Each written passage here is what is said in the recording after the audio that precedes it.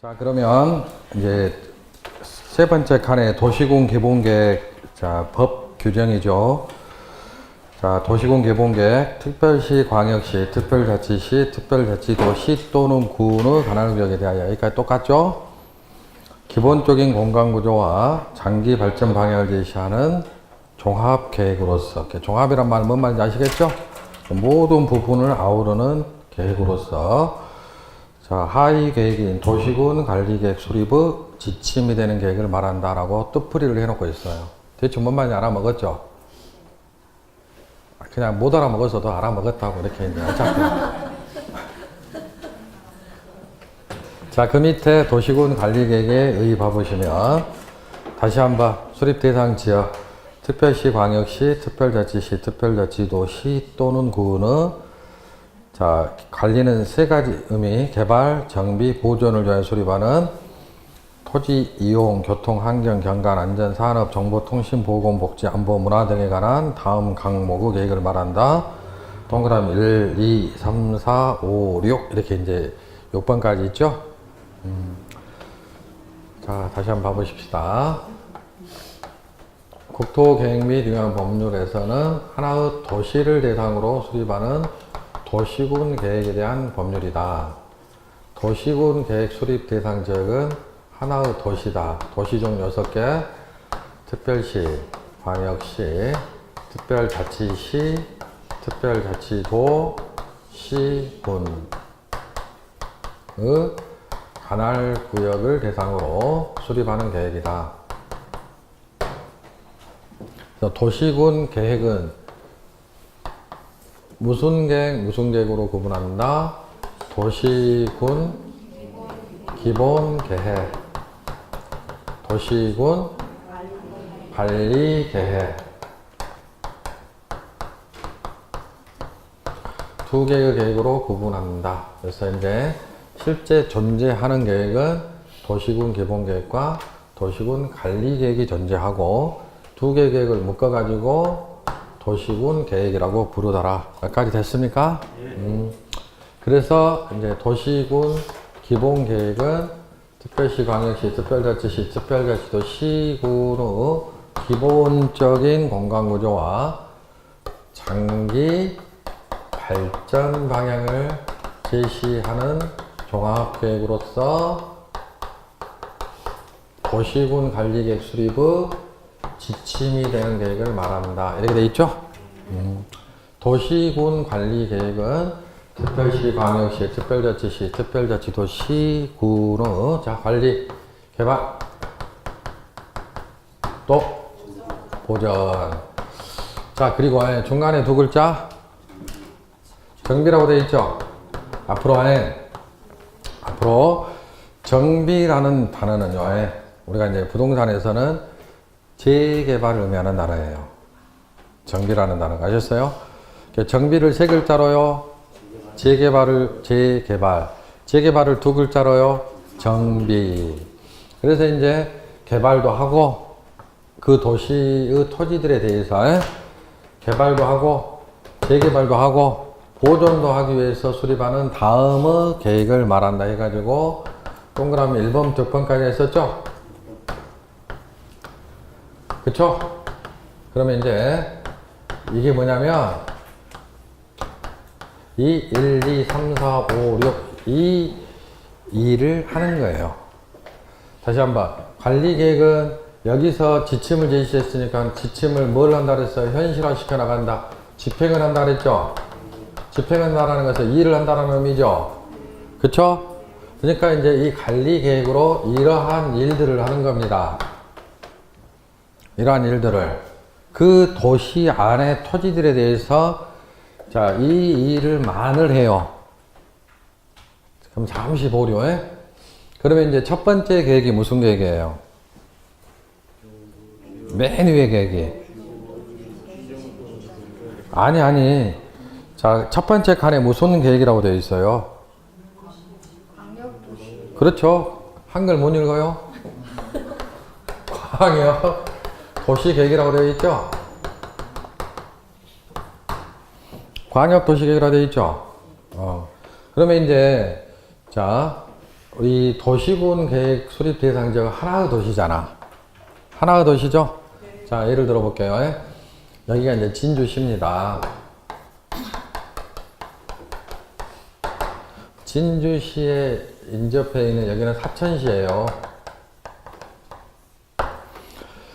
그러면 이제 진주시 기본계획은, 진주시 도시기본계획은 진주시만을 대상으로 수립하는 계획이죠? 그러면 이제 진주시 기본계획을 보니까 진주시에서 방향을 어떻게 지시했냐면 이쪽에다가 아파트를, 즉 주거 기능을 중심으로 해가지고 아파트 단지를 조성하려는 그러한 방향을 지시를 딱 했어요.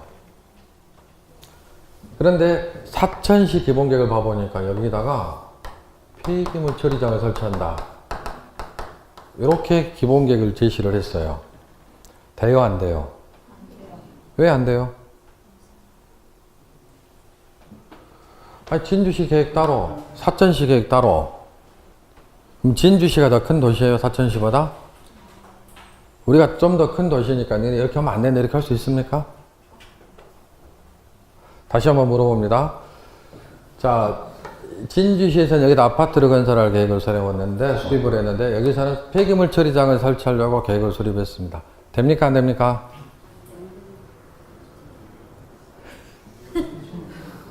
법으로 정해져 있는 거 아니에요? 주거지역 옆에는 폐기물 하면 안 된다고.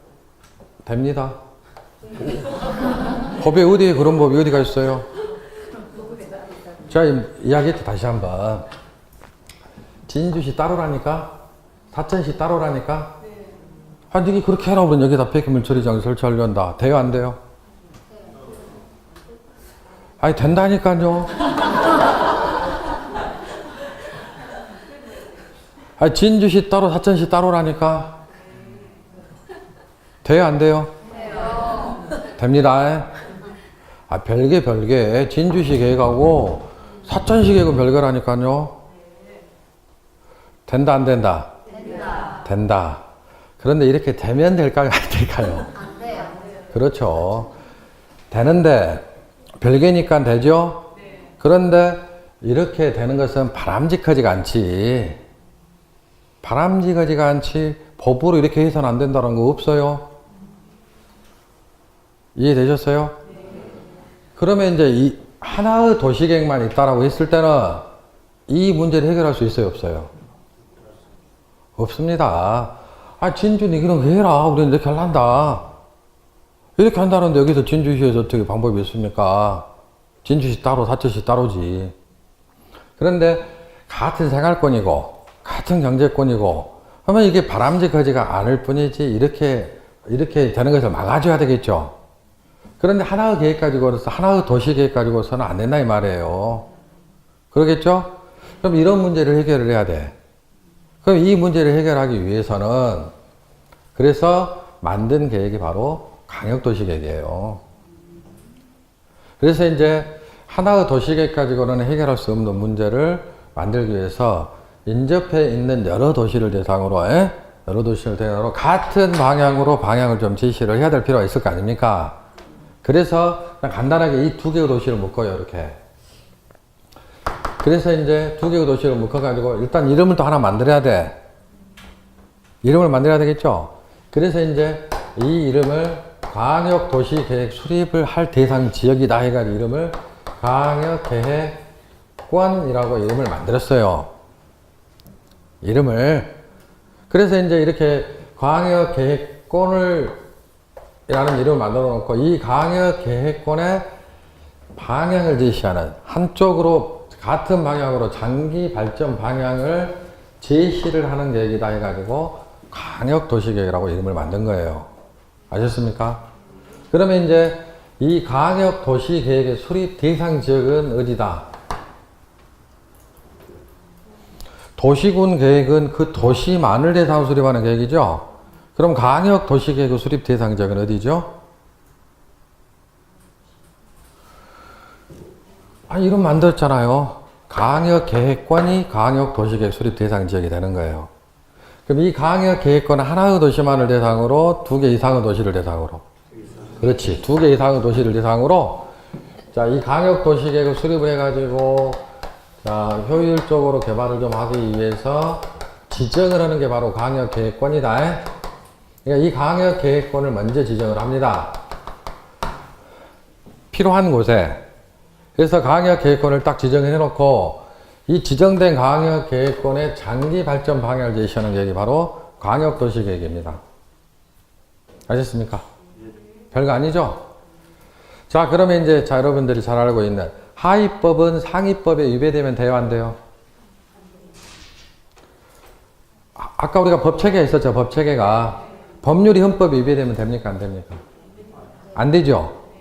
근데 만약에 법률이 헌법에 위배가 될 수도 있죠? 그럼 이제 그거를 해결을 하기 위해서 이제 우리가 위헌 법률 심사 제도가 있잖아. 그 법률이 헌법 위배되는지 그걸 판단하는 기구가 국가기관이 어디야? 헌법재판소가 있지. 하위법이 명령, 대통령령이나 그 밑에 있는 부령이 있었죠? 그게 국회가 제정한 법률에 위배되면 돼요, 안 돼요? 안 되잖아요. 그런데 이제 위배될 수도 있어요. 그러면 그게 위배됐는지를 판단하는 국가기관은 법원이에요, 대법원이에요. 아셨어요? 하위법은 상위법이 위배되면 안 됩니다. 그렇듯이 이 계획들도, 행정계획들도 위기질서가 엄격합니다. 이런 식으로 위기질서가 형성이 되어 있는 거예요. 그래서 하위 계획은 상위 계획에 위배되면 됩니까? 안 됩니까? 안 됩니다. 즉, 그래서 이제 여기를 광역계획권으로 지정해서 광역도시계획 여기를 주거 목적으로 개발을 하자라고 방향을 제시했으면 이제 사천시에서는 이렇게 해서는 안 된다 이 말이에요. 사천시 기본계획으로. 무슨 말 이해되셨습니까? 자, 그래서 만든 계획 이름이 무슨 계획이다? 광역도시계획이다. 광역도시계획의 수립 대상 지역은 어디다? 광역계획권. 광역계획권이 2개 이상의 도시를 대상으로 지정하는 제도. 그래서 다음 주에 물어보면 광역도시계획 수립 대상 지역이 어디입니까? 라고 물어보면 거의 대부분은 2개 이상의 도시라고 대답을 하십니다. 근데 틀린 말은 아니지만 정확하게 대답을 하시려면 광역계획권이라고 딱, 광역계획권이라는 것이 지정이 된 곳에 수립하는 계획이 바로 광역도시계획이 되겠어요. 오늘은 이것만 깨우치셔도 됩니다. 아셨습니까? 이거 깨우치면은 앞에 국토계획법의 앞부분의 내용은 다 한 거예요. 자, 다시 한번. 국토계획 법률은 하나의 도시만을 대상으로 수립하는 계획이 중심인데 하나의 도시계획 가지고는 해결할 수 없는 문제도 존재한다. 그래서 그 문제를 해결하기 위해서 자, 수립하는 계획이 바로 광역도시계획이다. 그래서 이제 우리가 시험 공부는요, 딱 3개의 계획에 대해서 공부하는 거예요. 광역도시계획, 도시군 기본계획, 그리고 도시군 관리계획. 이렇게 3개의 계획을 공부하는 겁니다, 이제. 이 법에 규정이 되어 있는 이 3개의 계획이에요. 됐어요? 그러면서 이제 지금 이 국토계획법에서 이렇게 계획 3개를 먼저 이제 수립을 먼저 하는 거예요. 그러면서 이제 국토계획법에 기본적으로 규정되어 있는 내용들이 바로 이 내용들이 국토계획법의 제도들, 이 제도들에 대해서 구체적으로 이제 이 관리계획이란 계획의 형식을 빌어서 일을 하는 거예요. 자,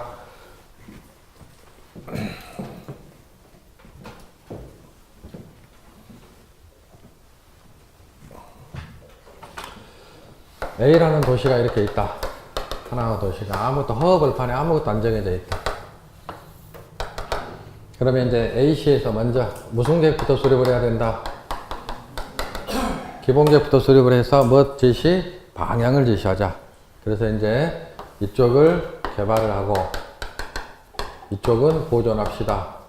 좀 더 구체적으로 주거기능 위주로 개발을 시키고 상업기능 위주로 개발을 시키고 공업기능 위주로 개발을 시키자 라고 방향을 제시를 하겠습니다. 그러면 이제 현실화 시켜 나가야 돼. 방향만 제시했으면 할 수가 있는 게 없잖아요. 그러면 이제 가장 먼저 해야 될 일이 바로 아까 이제 조금 맛만 봤는데 용도 지역이라는 제도가 있습니다. 바로 이 지역이 용도 지역이라는 제도가 바로 이 법에 규정된 제도예요. 이처럼 대한민국에서 다시 한번 말씀드립니다. 자, 대한민국은 사유재산제도를 취하고 있는 국가이기 때문에 토지는 개인이 소유할 수가 있다. 그런데 공공의 이익을 위해서, 공익을 위해서 국가가 적극적으로 토지 이용하는 행위는 규제 간섭을 한다. 자, 그래서 그런 간섭하는 제도가 토지를 이용하는 것을 규제하는 제도가 한 200개 되는데 그 중에서 가장 먼저 규제가 들어가는 게 바로 이 법에 규정이 되어 있는 바로 이 용도 지역이라는 제도에 의하여 가장 첫 번째 규제가 들어간다. 그래서 우리 국토를 획일적으로 구분을 딱 해가지고 자, 용도 지역을 정해주는 것이다. 그러면 이제 아까도 이제 여기가 주거 기능 위주로 개발을 시키려고 했죠? 그러면 이제 여기에 맞는 주거 지역을 지정을 해주는 거예요. 그러면 이제 주거 지역을 지정을 하고 여기는 상업 지역이다, 여기는 공업 지역이다, 여기는 녹지 지역이다 이런 식으로 지정을 해요. 도시공 관리 계획으로. 아직은 이해가 안 될 거예요, 이거는. 아직은 이해가 안 되는데 이 용도 지역을 자, 그러면 이제 용도 지역이 딱 정해지게 되면 아까 하다만 이 토지에 토지 소유자 A, B, C가 있다. 그러면은 여기에 건축할 수 있는 건축물의 종류 정해준다 그랬죠. 상업적에 건축할 수 있는 건축물 따로, 공업적에 건축할 수 있는 건축물 따로, 녹지적에는 아무래도 보존해야 되니까 건축할 수 있는 건물의 종류가 작겠죠. 상업적에 가장 건축할 수 있는 건축물 종류가 많고 돈 될 만한 건축물, 상업적 건축을 다 할 수 있게끔 하고 있다. 그래서 상업적이 땅값이 비싼 거예요. 녹지적인 땅값보다는 훨씬 상업적이 비싸지. 그쵸? 그래서 이제 이처럼 이제 용도 지역을 딱 지정을 하고, 그 다음에 이제 아까 예를 들었던, 여기에 공항이 있어요, 공항에. 그럼 공항 주변만 규제를 좀 해야 될 필요가 있다. 근데 이건 용도 지역으로는 규제가 안 돼요. 공항에 근접한 A하고, 공항하고는 멀리 떨어진 C하고, 주거지하는 용도 지역에 똑같이 규제가 들어가지만, 공항 주변만 규제를 하려니까, 이런 식으로 해가지고 공항 주변만 공항시설 보호지구라는 이거를 이제 우리가 용도 지구라고 합니다. 그래서 용도 지역은 딱 두 가지 규제하는데 그 하나 규제는 건축할 수 있는 건물 종류 정해주는 거, 그 다음에 이제 건축할 수 있는 건물의 크기 정해주는 거, 딱 두 개만 규제를 해요. 더 이상 규제를 못 합니다. 그래서 이제 약 190개 정도의 제도가 필요하고 그 중에서 이제 하나가 바로 이 법에 규정하고 있는 용도 지구라는 제도인데요. 자, 이런 게 있다 정도만 하시면 됩니다. 이거를 뭐냐면 지정을 해요, 지정을.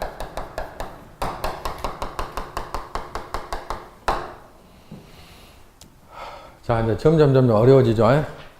자, 그러면 이제 여기서 이렇게 이제 용도 지구는 필요한 곳에만 이렇게 문화재 주변에, 학교 주변에 이런 식으로 해갖고 필요한 곳에 이렇게 딱 지정을 한단 말이에요.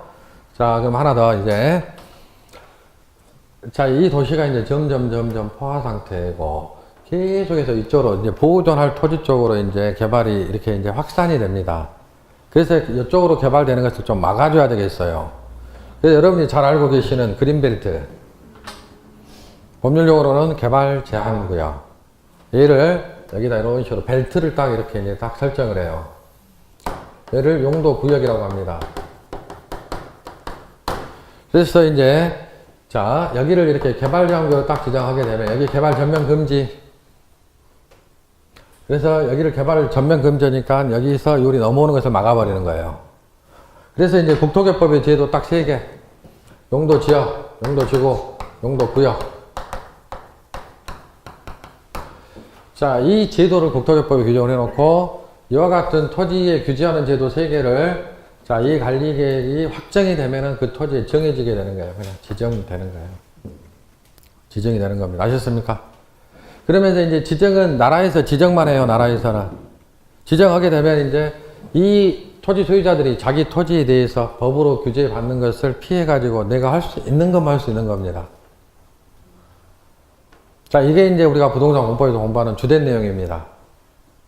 이거를 이제, 자, 그 다음에 이제, 자, 이처럼 이제 토지의 용도 지역 정해주고 지구 지정이 되고 구역이 지정이 됐어요. 그러면 이제 난개발이 되면 안 된다. 난개발은 무엇이 부족한 개발? 기반시설. 그러면 이제 기반시설을 설치를 해줍니다. 그래서 자, 도로를 설치하고 여기다 학교도 설치하고 공원도 설치하고 이런 식으로 기반시설을 이렇게 설치를 하는 거예요. 이렇게 기반시설을. 그 기반시설 설치하기로 결정하는 것을 자, 도시군 관리계획으로 하는 겁니다. 자, 그 다음에 이제 이 관리계획을 하는 일로 규정이 되어 있는데 신도시를 만드는 사업을 도시개발 사업이라고 합니다. 도시개발 사업, 재개발, 재건축 사업 등을 우리가 재개발을 정비라고 한다 그랬죠. 정비 사업을 하기로 결정을 합니다. 그 다음에 용도 지역 제도를 보완하기 위한 제도로서 지구단위 계획 구역이라는 제도가 있어요. 얘를 지정을 합니다.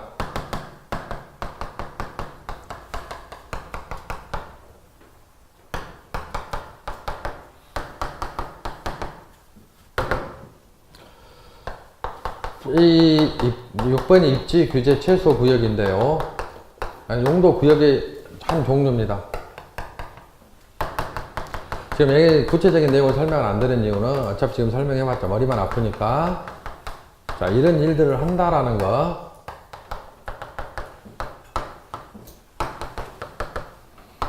자, 그래서 자, 여러분들 도시군 관리계획 해가지고 특별시, 광역시, 자치시, 자치도, 시군의 개발정비, 보호를 위한 수립하는 토지 이용 등등에 관한 다음의 계획을 말한다 해가지고 1번 용도 지역, 용도 지구 지정 변경에 관한 계획. 2번 이제 용도 구역의 종류 4개를 기술을 해놨어요. 개발제한구역, 도시자연보호구역. 자, 개발제한구역은 들어갔다. 도시자연보호구역 처음 들어볼 것이고요. 시가와 조정구역도 처음 들어볼 것이고, 수산자원보호구역 뭐 들어본 것 같기도 하고, 이 뒤에 구역자가 붙었죠? 얘네들을 지정을 합니다. 3번이 기반시설 설치, 정비, 개량에 관한 계획. 4번이 도시개발사업, 정비사업에 관한 계획. 5번이 지구단위 계획구역 지정 변경에 관한 계획과 지구단위 계획. 6번이 입지규제 최소구역 지정 변경에 관한 계획과 입지규제 최소구역 계획. 이렇게 되어 있습니다. 자, 좋아요. 그 밑에 이제 지구단위 계획이라는 계획이 나오는데, 지구단위 계획은요, 이 지구단위 계획이 여가 있는데, 자, 여러분들, 제가 간단하게 예를 들게요. 지금, 여기를, 새로 이제 아까 예를 들었던 여기가 이제 포화 상태여가지고 신도시를 만들려고 합니다. 그러면 이제 신도시를 만들었을 때 당시에는요, 자, 임야이고 논밭이죠. 수년에 걸쳐서 싹 갈아엎어가지고, 요렇게 이제 그 건물 지을 토지를 이렇게 이제 바꿨어요. 도로 정비 딱 하고. 그러면 이제 이 토지가 이제 용도 지역이 여기가 자, 주거 지역이나 상업 지역 등이 아니었지만은 용도 지역이 도시적으로 바뀌어요, 이제. 예를 들어서 이제 주거 지역으로 바꿔놨어요. 됐습니다. 그냥 어렵게 생각하지 마시고, 이제 신도시가 이 사업이 막 끝났을 때는 건물 하나도 없어요. 건축물이 하나도 건축이 안 돼 있어요. 그러면 이제 이 신도시 딱 조성이 되고 나면 이제 이 토지를 팔아먹죠. 사업하는 사람들이. 택지 분양하죠. 그럼 택지를 이제 분양받았어요. A, B, C, D가.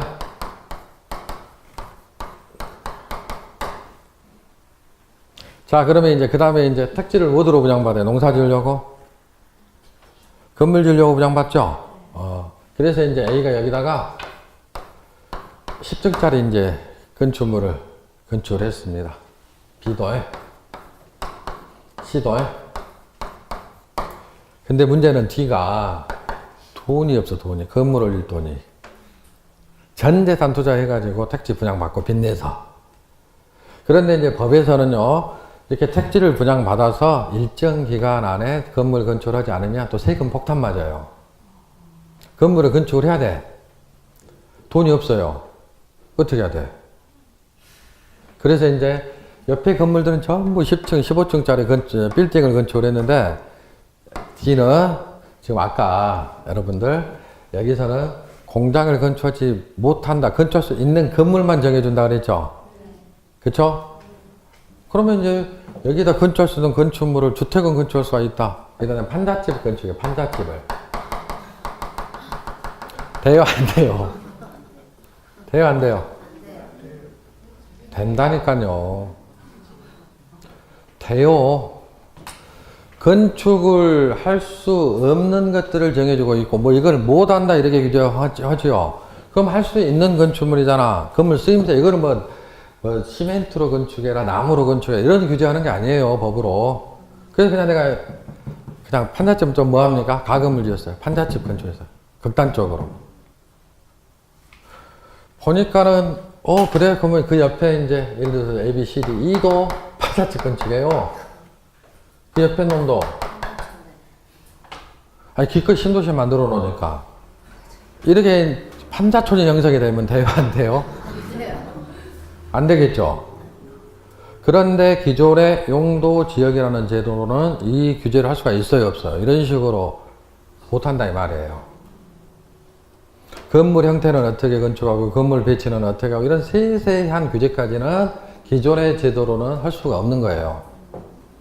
이거는 하지 마라. 이것만 규제하는 거단 말입니다. 그래서 만든 제도가 바로 지구단위 계획이에요. 지구단위 계획. 그래서 여기를 요 동네를 지구단위 계획 구역으로 이렇게 딱 지정을 해요. 그러면 이제 이 지구단위 계획구역 안에서는요, 별도로 이 구역만을 대상으로 적용이 되는 이 계획을 따로 수립을 합니다. 그래서 이 계획 안에 이런 식으로는 안 된다. 건물은 최소 여기는 7층 이상 건축을 해야 되고, 이런 식으로 건물을 판잣집이랄지 가건물 같은 것은 건축하면 안 된다. 이런 식으로 그 유도를 하는 거예요. 그러면 그 계획에서 정한 대로 건축을 해줘야 돼. 내 땅이지만 내 마음대로 할 수 있는 게 아니다, 이 말입니다. 그래서 여러분들 진주시에서도 무슨 지구라고 붙은 동네 있죠? 무슨 지구? 아무거나 생각하시면 돼요. 답이 있는 게 아니니까. 진주 안 살아요? 무슨 지구? 초당지구. 또 무슨 지구? 혁신지구. 또 무슨 지구?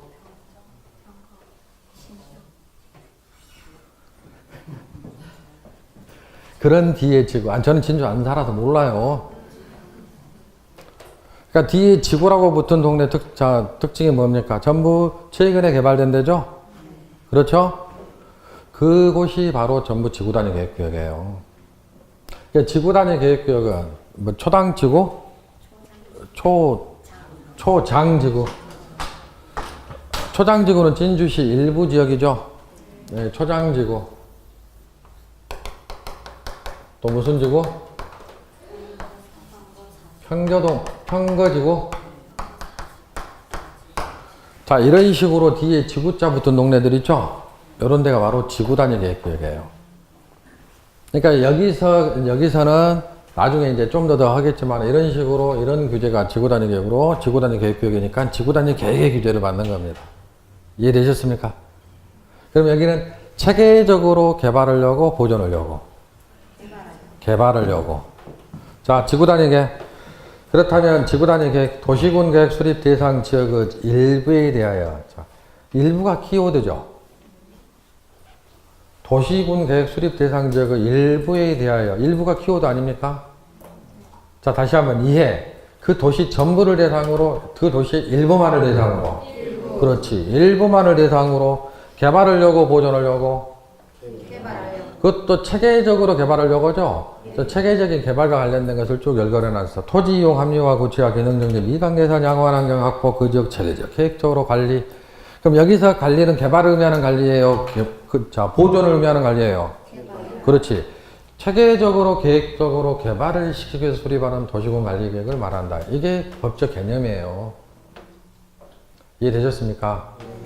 그 밑에 입지기대 최소구역에 입지기대 최소구역에서 토지 이용 및 건축물의 용도 건폐 용적률 높이 등의 제한에 관한 사항 등 입지기대 최소구역의 관리에 필요한 사항을 정하기 위해 수립하는 도시군 관리계획을 말한다. 그냥 됐고 그냥 넘어가요. 벌써.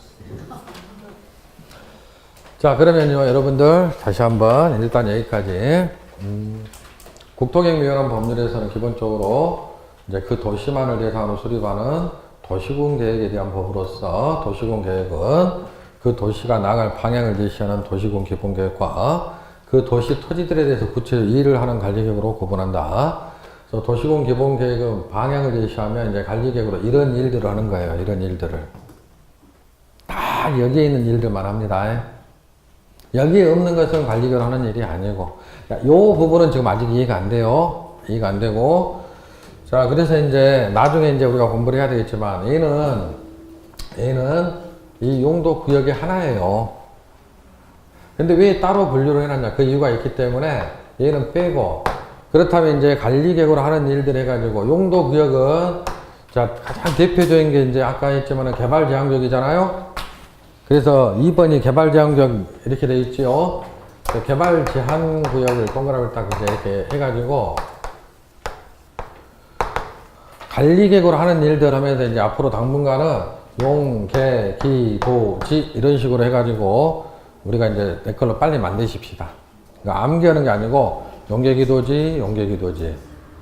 이게 이제 관리계획으로 하는 일이고요. 얘는 요 뒤에 붙은 거니까 무시하고 용계기도지 입 하지 말고 용계기도지 해가지고 안 해도 돼요. 이렇게 안 해도 되지만은요. 빨리빨리 우리가 이제 공부를 해 나가기 위해서 앞글자 따가지고 자, 용계기도지, 용계기도지. 이게 관리계획으로 집행하는 일들입니다. 아셨습니까? 자, 그 다음에 이제, 그러면 이제 용도, 지역, 지구, 구역과 지구 단위 계획을 봤으면, 이제 기반시설을 보는 거예요. 그러면 이제 이 국토계획법에서는 기반시설의 정의는 내려놓고 있지 않아요. 기반시설 정의는 내려놓고 있지 않고, 기반시설이란 다음의 시설을 말한다 해가지고요. 교통시설부터 도로, 철도, 항만 해가지고 쭉 열거를 해놨잖아요. 58개인데 58개를 비슷한 것까지 묶어서 분류를 해놨습니다. 그래서 이제 지금은 뭐 쳐다보지도 말고 이런 식으로 쭉 분류를 해놨습니다. 그래서 이게 기반시설이거든요. 대한민국의 기반시설이에요. 자, 그러면서 이제 기반시설을 3개 도로, 자동차, 정류장, 광장은 세분을 시켜놓고 있고요. 그 밑에, 자, 이게 좀 어려운 개념인데, 기반시설 3분 밑에 이제 딱 중앙에 조그만하게 도시군계획시설이라고 되어 있죠? 도시군계획시설. 자, 또 칠판을 보십시오. 도로를 설치하려면 뭐부터 해야 될까? 진주시에다가, 제가 무슨 동이죠? 칠암동? 칠암동에다 도로를 하나 설치를 하려고 합니다. 그러면 가장 먼저 해야 되려면 현실적으로.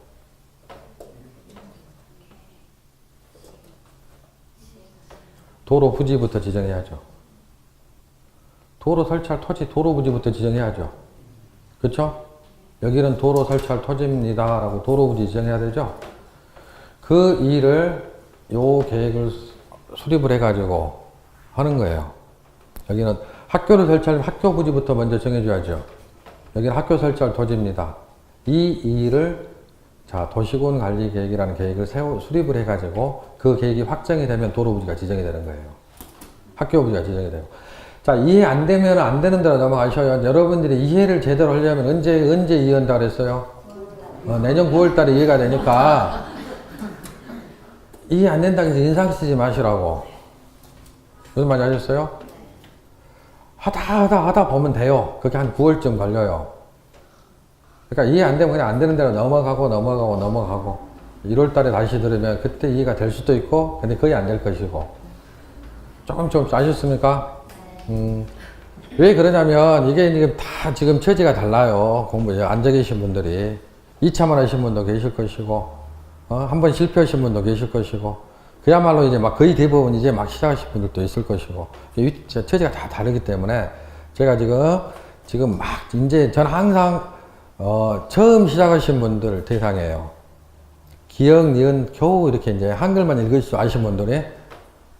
그러니까 이해가 안 되는 것은 어쩔 수가 없다. 그러면 이제 여기다가 이렇게 도로를 설치하려면 가장 먼저 해야 될 일이 여기는 도로부지입니다라고 지정부터 해야 될 거 아니에요. 그럼 도로부지 지정해놓고 그 다음 뭐 해야 돼요? 가만히 놔두면 도로가 됩니까?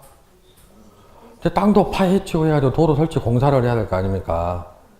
자, 그래서 이처럼 공적으로 토지를 이용하는 행위를 사업이라고 합니다. 사업. 사적으로 토지를 이용하는 것을 행위. 공적인 개발은 사업. 사적 개발은 행위. 이렇게 둘로 구별을 합시다. 자, 그러면 이제, 자, 도로를 이렇게 이제 설치하기로 결정이 딱 되게 되면, 자, 도로는요, 이게 어려워요, 지금. 도로는 시설이죠? 기반시설이죠? 대표적인 기반시설, 3대 기반시설, 도로, 상하수도, 학교가 있어요. 그러면 이제 이 도로는 기반시설인데, 기반시설 종류인데, 여기다 도로부지 이렇게 지정을 딱 했잖아요. 그러면 이제 이 도로를 기반 시설이라고 부르지 않고 도시군 계획 시설이라고 불러요. 아셨어요? 그래서 도시군 계획 시설의 뜻풀이 봐보시면 기반 시설 중 도시군 관리 계획으로 설치하기로 결정된 시설을 말한다. 이렇게 되어 있습니다. 그러면 이제 설치를 하기로 결정이 되면 그 다음에 뭐 해야 된다 그랬어요? 사업. 그래서 그 도시공계 시설을 설치하는 사업을 도시공계 시설 사업이라고 해요. 자, 밑에 광역시설가 나와 있는데 광역시설이에요. 근데 아까 이 광역이라는 단어가 딱 나오지 않습니까? 그럼 하나의 도시가 아니고 2개 이상의 도시를 의미하는 단어입니다.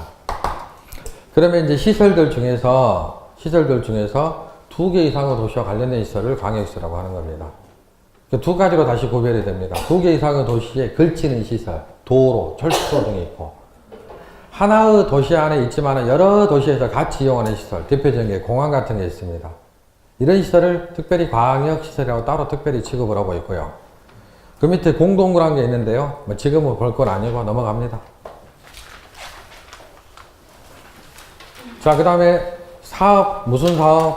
도시공객시설 사업에 도시공객시설을 설치나 정비나 개량하는 사업을 도시공객시설 사업이라고 합니다. 자, 국토개법에서의 도시군계획 사업이에요. 도시군계획 사업은 도시군 관리계획을 시행하기 위한 사업이에요. 그래서 자, 여기 봐보시면 용도 지역이나 용도 지구나 용도 구역이 지정이 되면 토지 소유자들에게 규제가 들어가요.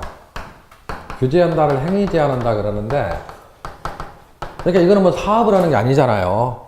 지정만 해놓으면은 토지 소유자들이 알아서 규제를 받는 거예요. 지구단위 계획구역도 마찬가지고. 그런데 요 기반시설을 설치를 하기로 결정을 해놓으면은 도로 부지가 지정이 되게 되면 그 다음에는 뭐가 돼야 돼? 사업을 해야죠. 아니, 도로 설치 공사를 해야지. 도시개발 사업이라고 했잖아요. 신도시를 만들려고 딱 지정해놓고 나서 그 다음에 사업해야죠. 재개발, 재건축 구역 딱 지정해놓고 사업해야죠. 그래서 자, 이 세 개의 사업, 시설 설치하는 사업, 도시개발 사업, 정비 사업을 국토개법에서는 묶어가지고 도시공객 사업이라고 불러요. 그 밑에 사업을 하는 자를 시행자라고 부르고 시행자. 됐죠?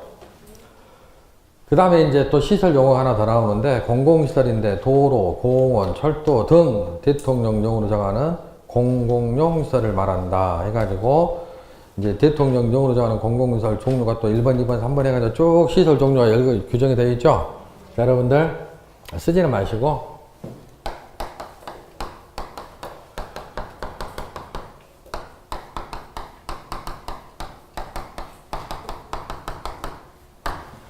자, 공용시설이 있고요. 공공용시설이 있습니다. 같아, 틀리다. 공용시설하고 공공용시설하고 같아, 틀리다. 어떻게 틀리다?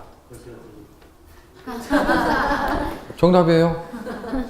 글자 틀리잖아.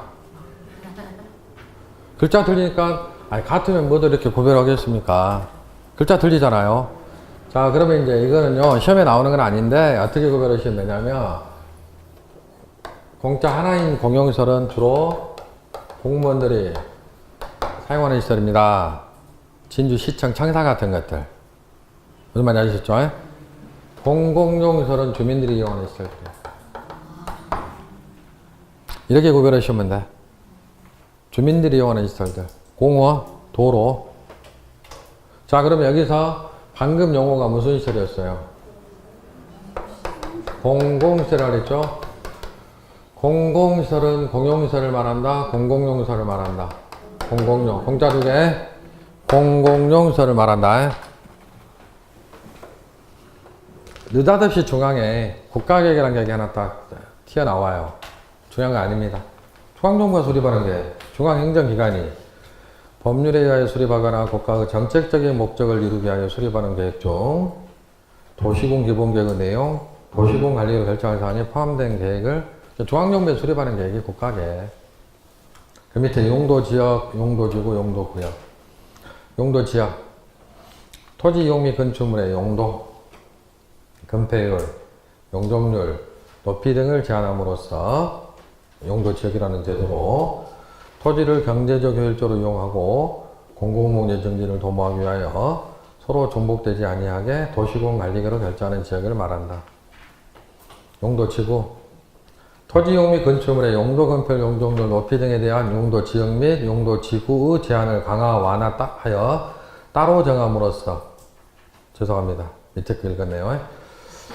자, 토지 이용 및 건축물의 용도 건폐율, 용적률 높이 등에 대한 용도 지역의 제한을 강화하거나 완화하여 조정함으로써 용도 지역의 기능을 증진시키고 경관, 안전 등을 도모하기 위하여 도시공 관리계획으로 결정하는 지역을 말한다.